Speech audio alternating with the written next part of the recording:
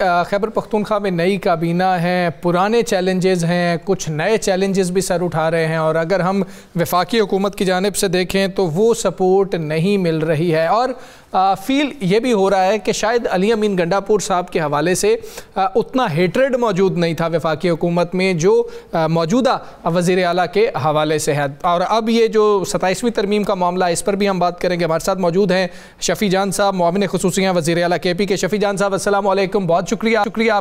Sir ये 27वीं तरमीम को पहले डिस्कस कर लेते हैं क्योंकि NFC अवार्ड के हवाले से कोई तब्दीली आ सकती है, क्योंकि जो मुजव्वज़ा एक हमारे सामने मुसव्विदा आया है बिलावल साहब ने जो शेयर किया है उसमें ये चीज़ है, अगर हुकूमत कर लेती है उनको आपकी ज़रूरत तो नहीं है, आप लोग किस तरह से कोशिश करेंगे कि कोई तब्दीली हो? अगर आप लोगों को बुलाया जाता है तो आप हिस्सा बने, कुछ तजावीज़ दें।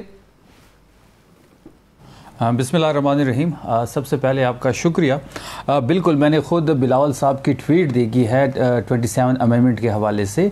देखिए जी, जैसे 26वीं अमेंडमेंट उन्होंने की, एक गैर आइनी अमेंडमेंट थी, उसमें जो इन्होंने चीज़ें की, अब आप जो 27 अमेंडमेंट देख रहे हैं तो ये आइनी बेंच से आइनी अदालत में जा रहे हैं। NFC अवार्ड में जो शेयर है उस पर बात हो रही है, एजुकेशन डिपार्टमेंट और प्लानिंग एंड डेवलपमेंट डिपार्टमेंट में बात हो रही है, तो सूबों का हिस्सा कम किया जा रहा है। अब जो छोटे सूबे हैं जैसे खैबर पख्तूनख्वा है, जैसे बलोचिस्तान है, तो ये दोबारा वही हो रहा है, एक दफ़ा फिर ये दोनों सूबे जो हैं, छोटे सूबे जो हैं, ये पीछे रह जाएंगे। जो 27 अमेंडमेंट है ये बिल्कुल इनका ये प्लान है। जिस तरह 26वीं अमेंडमेंट में तहरीक इंसाफ के साथ हुआ, तहरीक इंसाफ ने हर गैर आइनी इकदाम की मजम्मत की और 26वीं आइन की भी हमने मजम्मत की थी। आपको याद होगा कि किस तरह इन्होंने 26वीं अमेंडमेंट पास कराई, रियासत ने जो रोल प्ले किया, जिस तरह हमारे लोगों को उठाया गया, जो एक मंडी लगी, 4-5 हमारे लोगों को जो है फ्लोर क्रॉसिंग करवाई गई। और ये बड़ी अच्छी बात है कि आप अभी फिर देखेंगे, अभी जब हमारा जो CM सोहेल अफरीदी साहब का इलेक्शन हो रहा था तो इन्होंने इलेक्शन कमीशन ने हमें सबको आज़ाद एक दफ़ा फिर तमाम हमारे जो कैंडिडेट्स थे उनको आज़ाद कर दिया था, और मतलब किसी पार्टी से एफिलिएशन नहीं थी। अब ये जो जब 27 अमेंडमेंट आएंगी, जो हमारे MNAs है वो सारे एक दफ़ा फिर आज़ाद तस्वर होंगे और एक दफ़ा फिर मंडी लगेगी। तो 27 अमेंडमेंट जो है वो जो भी उसमें ये करने जा रहे हैं, तहरीक इंसाफ इसके मसूदे को पूरा पड़ेगी और जहाँ तक हमें लगेगा कि 27 अमेंडमेंट गैर आइनी तरीके से पास करेंगे, हम भरपूर उसकी मजम्मत करेंगे। अच्छा शफ़ी जान साहब, मैंने आज देखा बड़े मुतहरक हुए और ये यंग सारी क़यादत आ गई KPK में, और आप सुबह हॉस्पिटल में भी गए और आपके वज़ीर आला भी गए, जो आपके लीडर का विजन है उसके मुताबिक आप चल रहे हैं। सिर्फ ये बताएं कि मैं तो 27वीं आइनी तरमीम इससे हट के आपसे बात करूँगा, आप ही के KPK में तो आपका कोई बंदा नहीं टूटा, आपने सारा कुछ कर लिया। एक तो आपकी जो कॉन्फ्रेंस करने जा रहे हैं आप, पार्टीज़ कॉन्फ्रेंस, उसकी क्या सूरत हाल ये बताइएगा। दूसरा, शेर अफजल मरवत साहब जो हैं, आप लोगों ने पार्टी से बेशक उन्हें निकाल दिया है, उनकी जो गुफ्तगू आप लोगों के मतलब होती है, बाकी मामलात के मतलब होती है, उस पर अब क्या पोजीशन है? क्या उनके हलके के लोगों की भी वही राय है? क्या कोई और लोग भी जो है उनके साथ KPK से जाएंगे? MNS की बात कर, MPS की नहीं, MNS की। जी, जो खैबर पख्तूनख्वा की सूरत हाल है वो यकसर मुख्तलिफ है पंजाब से और बाकी सूबों से। आपने देखा होगा कि जितने भी पाकिस्तान तहरीक इंसाफ खैबर पख्तूनख्वा पे इम्तहानात आए, जितने भी इम्तहानात MPS पे वहाँ पे आए, अगर वो बजट पास करना हुआ, सेनेट का इलेक्शन हुआ, या फिर वज़ीर आला नौमुंतखब नौजवान वज़ीर आला सोहेल अफरीदी साहब का इलेक्शन हुआ, या उसके बाद सेनेट का इंतखाब हुआ, हमारा एक बंदा नहीं टूटा। तो खैबर पख्तूनख्वा में तो PTI सारी इंटैक्ट है। और जहाँ तक आप लीडरशिप चेंज की बात कर रहे हैं, तो खान साहब ने हमेशा नौजवानों की बात की है, और मेरा ये मानना है कि तहरीक इंसाफ जो है वो नौजवानों की पार्टी है, नौजवान तहरीक इंसाफ का है और तहरीक इंसाफ नौजवानों की है। तो अभी जो हमारे नौमुंतखब नौजवान वज़ीर आला आए हैं वो एक ग्रास रूट लेवल से आए हैं, उन्होंने ISF में बड़ा काम किया, उन्होंने यूथ विंग में काम किया है, तो उनको ये सारी चीज़ों का इदराक है। वो मजम्मती सियासत भी जानते हैं, वो गवर्नेंस पे भी उबूर रखते हैं, और वो पिछले कैबिनेट में अली अमीन गंडापुर साहब के साथ मिनिस्टर भी रह चुके हैं। तो ये वो सारी चीज़ें थी जिस पे जब से 8 अक्टूबर से जब से सोहेल अफरीदी साहब का जो नाम अनाउंस हुआ है, तो काफ़ी लोगों के जो हैं वो अवसान ख़ता है और वो सोहेल अफरीदी साहब उनसे हज़म नहीं हो रहा। जहाँ तक शेर अफजल मरवत साहब की बात की, तो शेर अफजल मरवत साहब को भी पता है और हम सबको पता है कि इमरान खान का हाथ जिस पे होगा वो हीरो हो जाता है, और जिससे वो हाथ हटा लेते हैं तो वो ज़ीरो हो जाते हैं खैबर पख्तूनख्वा और पूरे पाकिस्तान में, और ख़ासकर खैबर पख्तूनख्वा में।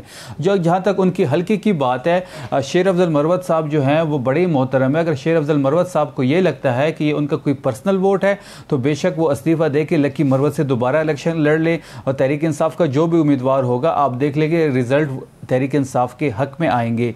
मरवत साहब की जो हमारी पार्टी से इश्यूज़ हैं वो आप सबके सामने हैं। उनकी मेंबरशिप इस वक्त कैंसिल हो चुकी है, लेकिन हमें लगता है कि कोई MNA खैबर पख्तूनख्वा से ना शेर अफजल मरवत साहब के साथ जाएगा, ना 27वीं आइनी तरमीम की हिमायत में वोट डालेगा। शफी जान साहब ये बताइएगा कि नवंबर का महीना है, पिछले साल नवंबर में हमने देखा कि अली अमीन गंडापुर साहब थे, बल्कि सितंबर, अक्टूबर, फिर नवंबर में बहुत बड़े एहतजाज हुए और उसका मकसद रिहाई तहरीक था। अब वो रिहाई तहरीक जो है वो साबका जो PTI के हैं उन्होंने भी शुरू कर दिया, लेकिन मेरा स्पेसिफ़िक सवाल है क्योंकि PTI के पास जो स्ट्रेंथ है वो खैबर पख्तूनख्वा से ही आनी है अगर कोई एहतजाज होना है। तो क्या सोहेल खान आफरीदी जो पहले दिन उन्होंने कहा था कि मैं इमरान खान की रिहाई की तहरीक शुरू करूँगा, तो कुछ ऐसा करने जा रहे हैं इस मंथ में? देखें, इस वक्त सबसे प्राइमरी जो हमारा इशू है वो सोहेल अफरीदी साहब की मुलाकात का इशू है। सोहेल अफरीदी साहब 4 दफ़ा अडियाला आ चुके हैं।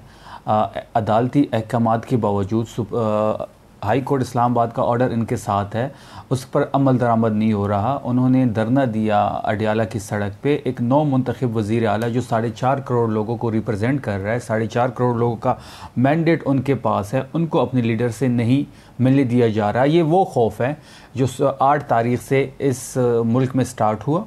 कुछ इदारों से भी उनको सोहेल अफरीदी हज़म नहीं हो रहा और पॉलिटिकल सिस्टम को भी हज़म नहीं हो रहा। जहाँ तक एहतजाज की बात आपने की, हमने 4 से 5 दफ़ा जब से हमारी गवर्नमेंट बनी है, हमने 4 से 5 दफ़ा जो है इस्लामाबाद यहाँ पे आए, यहाँ पे जलसे किए। यहाँ पे हमने 4 अक्टूबर को और 26 नवंबर को डी चौक भी आए। जहाँ तक अभी जो मार्च की बात आप कर रहे हैं, सोहेल अफरीदी साहब इमरान खान साहब से मिलेंगे, वहाँ पे सारी चीज़ें डिस्कस होंगी। जब भी इमरान खान साहब कॉल लेंगे तो पूरा खैबर पख्तूनख्वा एक दफ़ा फिर इस्लामाबाद की तरफ आएगा। अगर ये कहते हैं कि सोहेल अफरीदी साहब को नहीं मिलने दिया जाएगा तो यहाँ पे तहरीक या जो यहाँ पे इस्लामाबाद आने की डेट जो है वो डिस्टर्ब होगी, तो वो खान साहब किसी के भी थ्रू वो मैसेज भिजवा सकते हैं। खान साहब का मैंडेट है पूरा खैबर पख्तूनख्वा, वो जब भी कहेंगे इंशाल्लाह खैबर पख्तूनख्वा से लाखों लोग इस्लामाबाद आएंगे। अच्छा शफी जान साहब, एक तो वो APC वाले सवाल के ऊपर भी कमेंट कर दीजिएगा, और दूसरा जो मामला है वो ये है कि सिचुएशन बड़ी इंटरेस्टिंग है।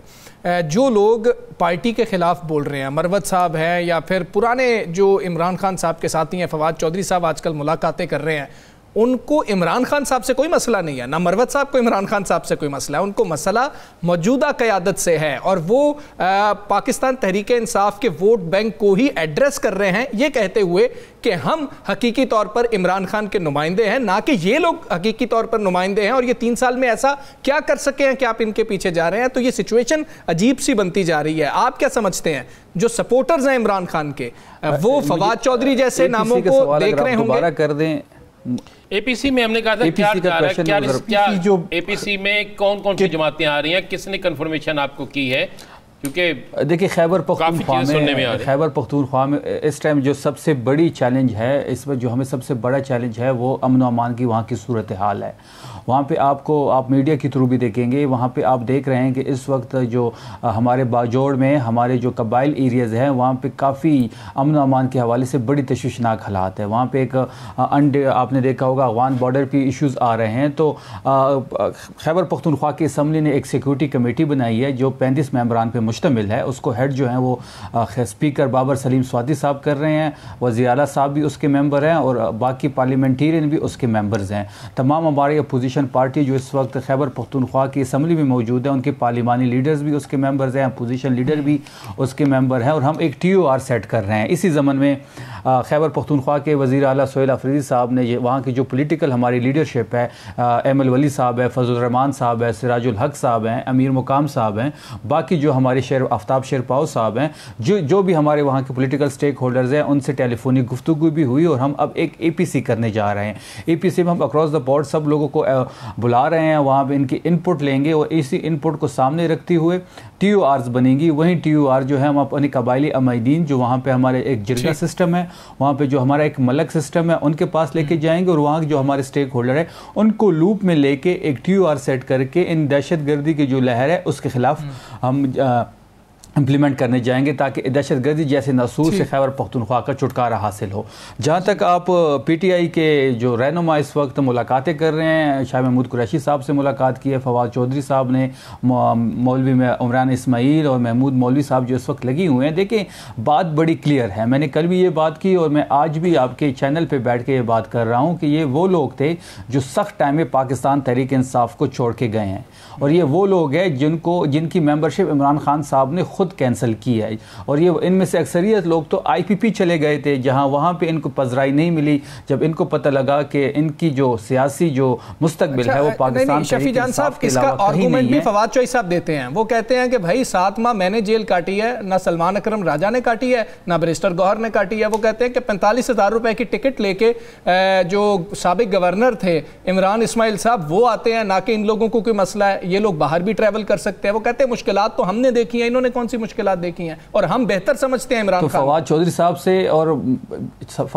साहब से आप ये भी क्वेश्चन कर रहे हैं कि आप एक प्रेस कॉन्फ्रेंस करके IPP में क्यों शामिल हुए। इमरान इस्माइल से भी सीधा सवाल है कि वो क्यों IPP में शामिल हुए।